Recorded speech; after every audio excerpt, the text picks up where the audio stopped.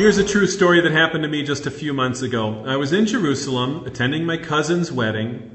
Oh, okay, it was my third cousin once removed, but we're all one big Jewish family, right?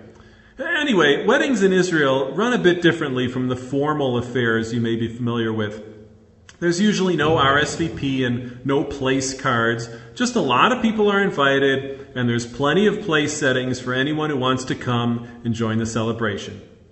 So anyway, here I am at my cousin's wedding, and the chuppah had just finished, at which point people go into the reception hall for the meal. I was a little hungry, so I quickly washed my hands for Netilat Yadayim, sat down, and said Hamotzi to start the meal. I was enjoying my bread and salads when I looked around to see where my friends were sitting. The problem was I didn't see anyone I recognized. Well, you might have guessed it, this banquet facility had two separate halls, and I was in the wrong one. Now, leaving aside for a moment the fact that I'd eaten someone else's food, it turned out that I was sitting at a Sephardi bar mitzvah.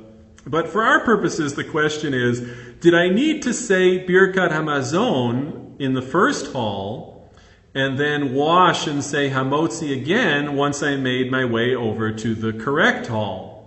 In other words, is my switching to a different hall considered a shinui makom? Now, it sure sounds like it.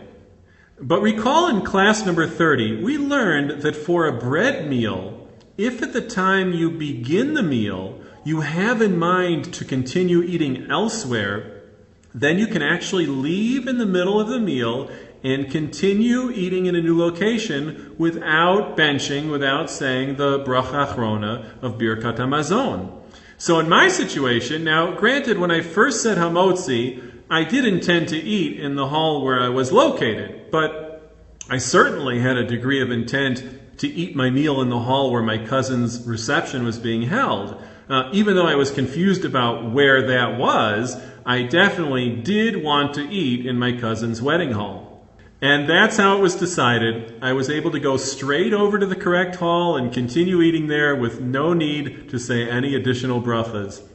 So, Mazel Tov to the new bride and groom, and Mazel Tov to the bar mitzvah boy too, and may we always meet at Simchas.